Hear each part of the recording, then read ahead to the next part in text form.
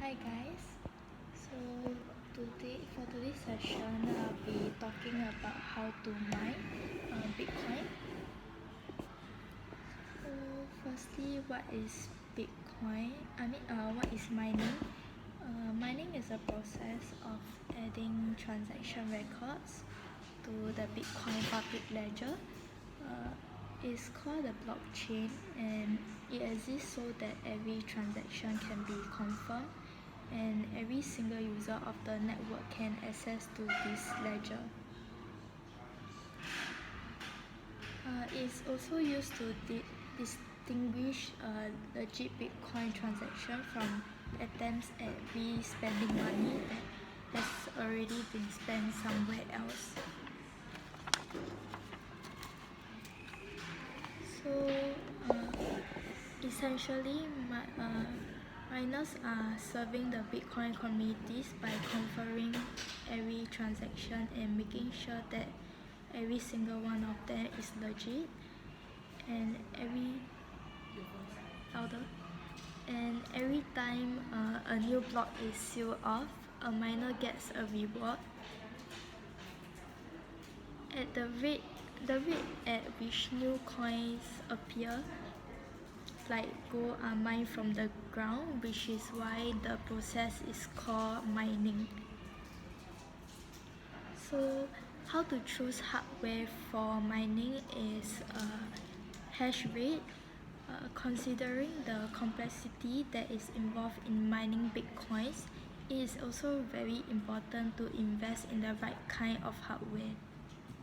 So there is a few characteristics to consider when choosing the equipment that will best suit you, and one of them is hash rate.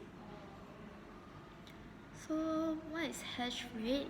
Is the number of calculation that your hardware can perform every second. It is a very important parameter, as higher hash rate will obviously increase your chances of solving the mathematical problems and sealing off the block, and also collecting your rewards.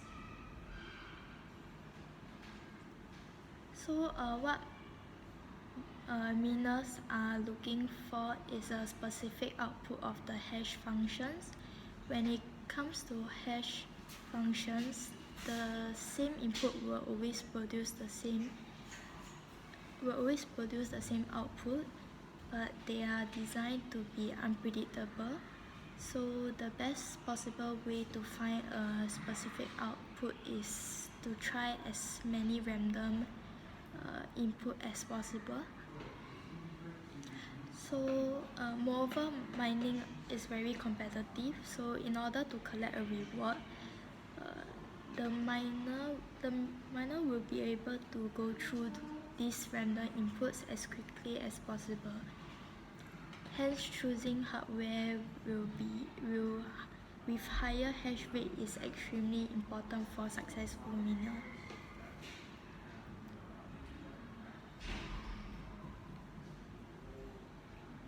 So for energy consumption, Bitcoin mining hardware is considered as an investment, and hence it has some associated costs. The more powerful your hardware is, the more electricity it is going to require. Before making a purchase, you need to consider your desired hardware, electricity consumption, and work out how much more expensive your next electricity bill is going to be, because you won't want to spend all your money on electricity to mine coins that won't even be worth what you paid.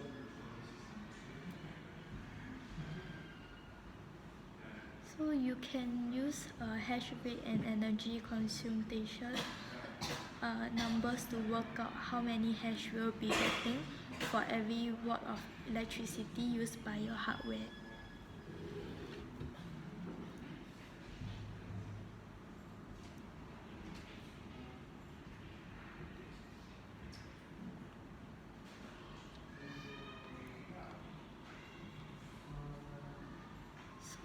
Another thing is the CPU, the least powerful category of Bitcoin mining hardware is your computer itself. I'll just put here. Okay, so CPU actually stands for Central Processing Unit, and it implies your computer processors. It was the only way to mine Bitcoin back in the days, and it's actually extremely cost effective, as all you needed was a computer with a powerful enough processor. However, as miners try to further secure the network and earn more Bitcoin, they innovated on many fronts. So as of today, CPU mining is basically obsolete. You might mine for decades using your laptop without earning a fraction of single coin. So for GPU stands for Graphical Processors Unit, which is a feature of high-end graphics card. They are designed specifically so that they can calculate all the complex polygons needed in a high-end video games, which makes them particularly great at hashing mathematics necessary to solve transaction blocks.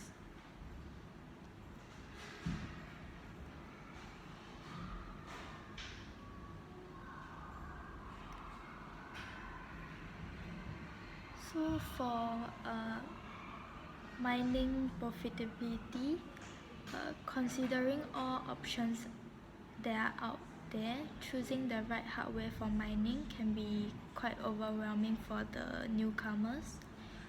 It is expensive both in terms of hardware itself and the power that it requires to run. Hence, why before purchasing all necessary parts and assembling your rim, it is very important to calculate the mining profitability.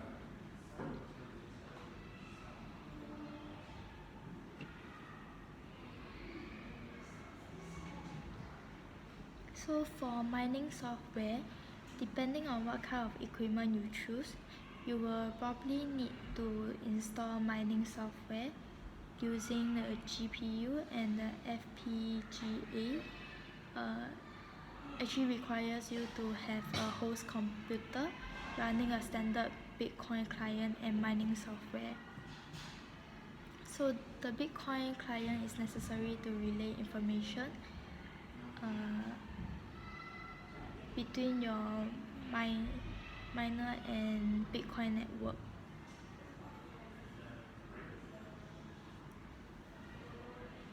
So y'all can actually research on it while I actually read out and explain to you guys, so you guys will have a better understanding. So what is a mining pool? These days everyone is entering the world of mining cryptocurrency. You have to compete with big companies and their mining farms. So naturally, one of the first decisions that every aspiring miner have to make is whether to go solo or to join a pool. So a pool mining is a mining approach where multiple users actually contribute their computer power to the generation of the block, and a pool has a much bigger chance of solving a block and getting a reward. Although that the reward will be split between the member according to the contributed processing power, joining a pool might create a steady stream of income, even though each payment will be quite modest compared to a full block reward. So joining a pool works just like signing up to any web service. All you need is to create an account on the pool website, and once you have an account, you will need to create a worker. There is a possibility of creating multiple workers, and assigning them to each individual piece of hardware that that you use. And also one of the important things to consider is the amount of deduction from your mining payment that the pool will require. So normally the value range between 1% and 10%, while some pool won't charge you at all.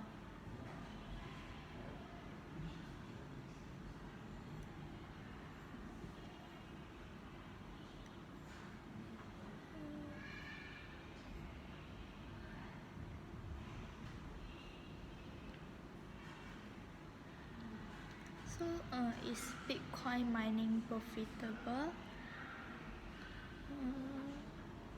Bitcoin mining has transformed from a handful of earlier confirming transactions using their CPU into a full specialist industry level virtual.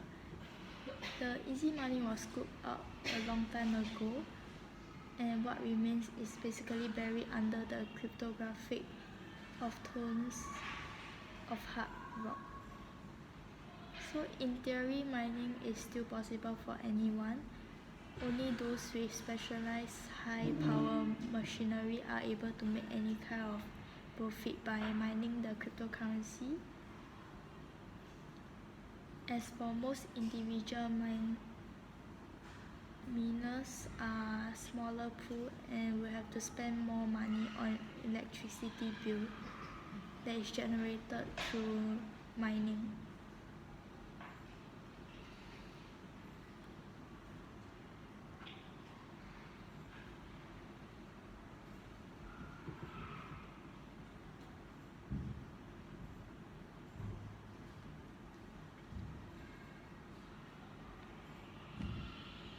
So now I'll be talking about what is cloud mining.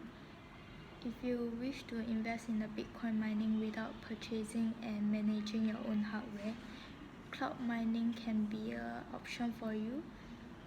This is done through purchasing mining contracts, which enable miners to share processors power, run from remote data center. In lots of ways, it actually make mining easier. You don't have to deal with hardware, software, added electricity costs, or other offline issue, as all you need is a computer for communication and an optional local Bitcoin wallet. However, there is certain risk associating with cloud mining that investor needs to be aware of before paying for the contract. So now I'll be talking about what is Ethereum. Before you can understand Ethereum,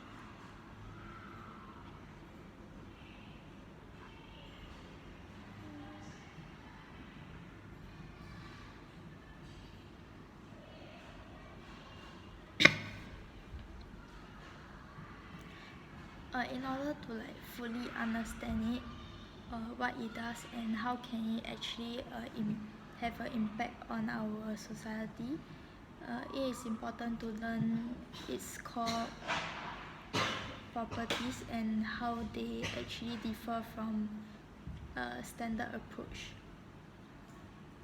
So first of all, Ethereum is a decentralized system, which means it is not controlled by any single government.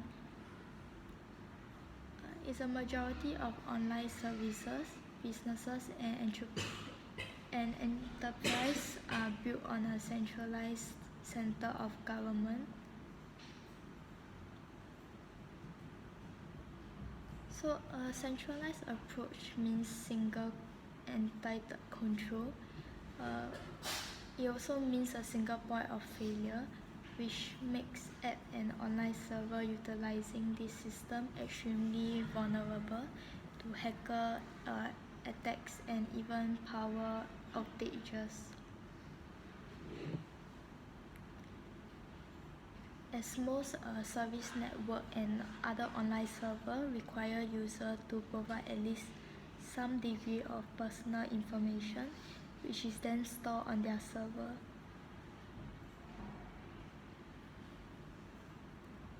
So this platform being a decentralized service is fully autonomous and is not controlled by anyone.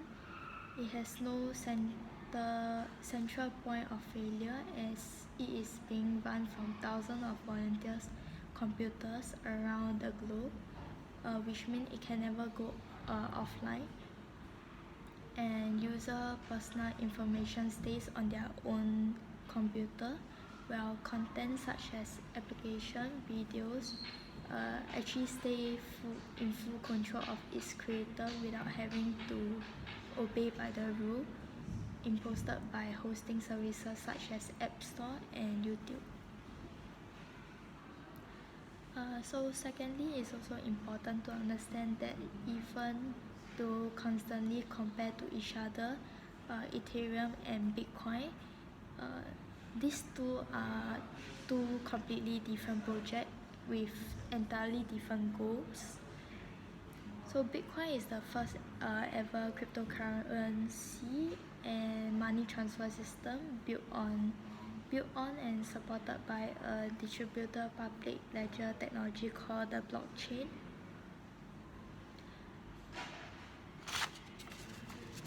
And Ethereum took the technology behind Bitcoin and substantially expanded its capability and its entire network with its own internet browser, coding language and payment system. Most importantly, it enables users to create a decentralized application on its blockchain.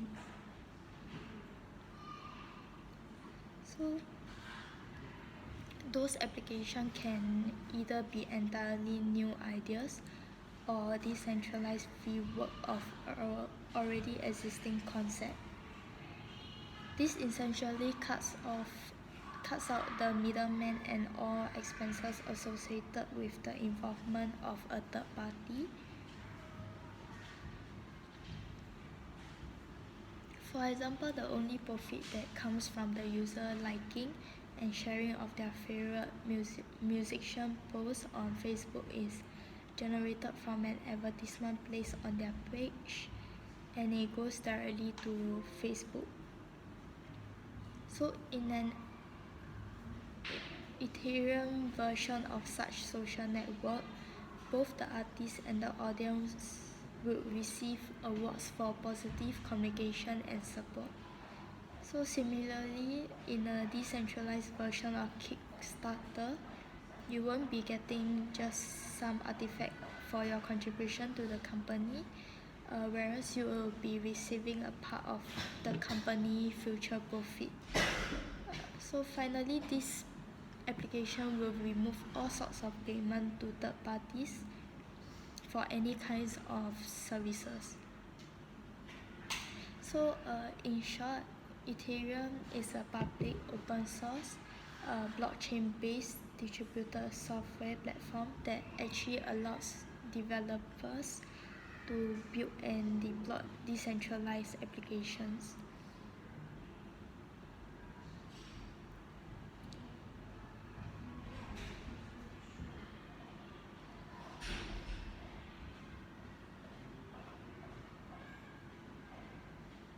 So this project was publicly announced in January 2014 with a core team, and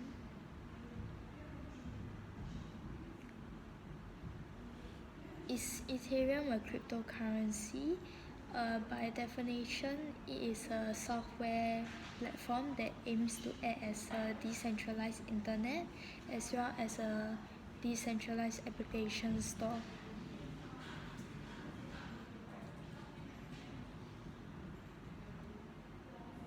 So a system like this needs a currency to pay for the computation resources required to run on an application or a progress. This is where intern come into play. So it is a digital bearer asset and it doesn't require a third party to process the payment. However, it doesn't only operates as a digital currency, it also acts as a fuel for decentralized app within the network. If a user wants to change something in one of the app within Ethereum, they will need to pay a transaction fee so that the network can process the change. So the transaction fees are automatically calculated based on how much gas an action requires. The amount of required fuel is calculated based on how much how much computing power is necessary and how long it will take to run. So is Ethereum like Bitcoin?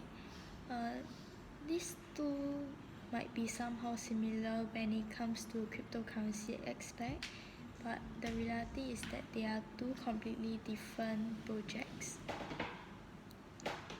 While Bitcoin has established itself as a relatively stable and the most successful cryptocurrency, Ethereum is a multi-purpose platform with its digital currency. Ethereum being just a component of its smart contract applications.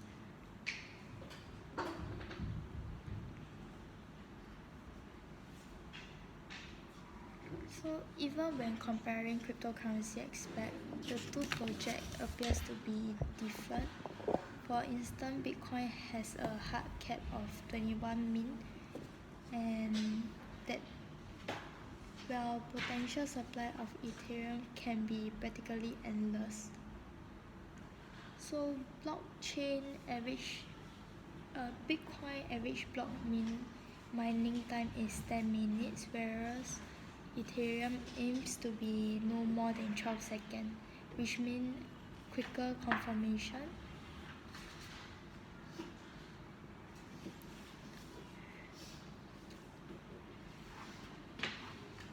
So how does Ethereum works is, as mentioned before, it is actually based on Bitcoin protocol and its blockchain design is tweaked so that application beyond money system can be supported.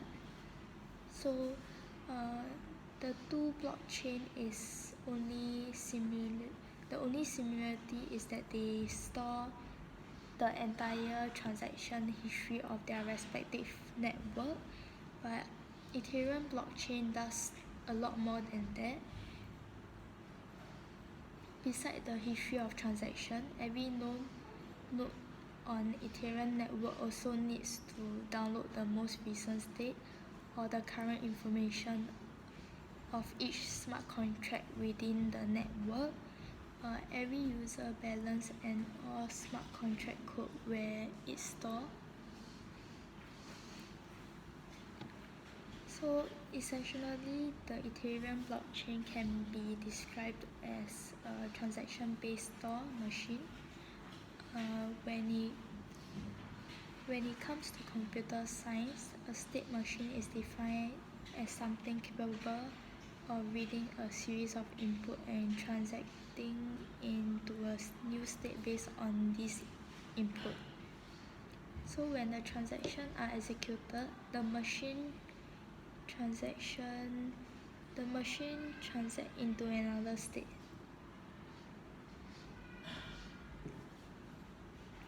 So every state of Ethereum consists of millions of transactions. Those transactions are grouped to form blocks, which each of every block being chained together with its previous block. But before the transaction can be added to the ledger, it needs to be validated, and that goes through a process called mining.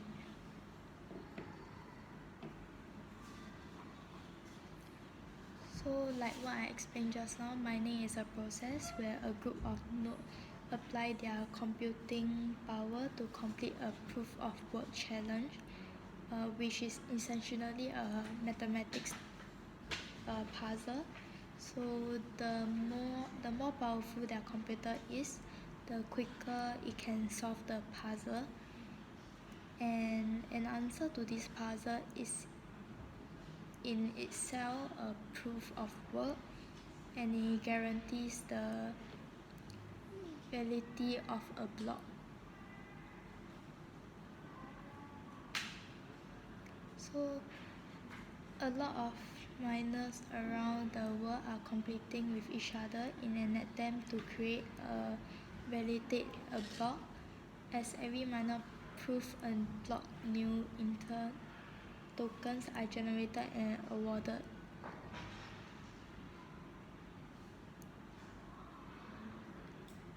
So what can Ethereum be used for? It allows developer to build and deploy decentralized application. Any centralized services can be decentralized using the Ethereum platform. So the potential of Ethereum platform for building apps are not limited by anything other than the creator creativity. So decentralized applications have the potential of changing the relationship between companies and their audience completely. Uh, these days there are a lot of services that charge commission fees for simply providing an service and a platform for users to actually trade their goods and services. On the other hand, Ethereum blockchain can enable customers to trace the origin of product they are buying, while the implementation of smart contracts can ensure safe and fast trading for both parties without any intermediary. The blockchain technology itself has a potential of uh, we change the web-based services as well as industry with long-established contract practices. So with the implementation of smart contract, clients can be able to simply submit their insurance claim online and receive an instant automatic payout, considering that their claim met the required criteria. So essentially, the Ethereum blockchain is capable of bringing its core principle, trust, transparency, security, and efficiency into any services, business, or industry. So, what's the advantage? The advantages of Ethereum is that it benefits from all properties of blockchain technology that it runs on. It is completely immune to any third party, which means that all decentralized app and DAO deployed within the network can't be controlled by anyone.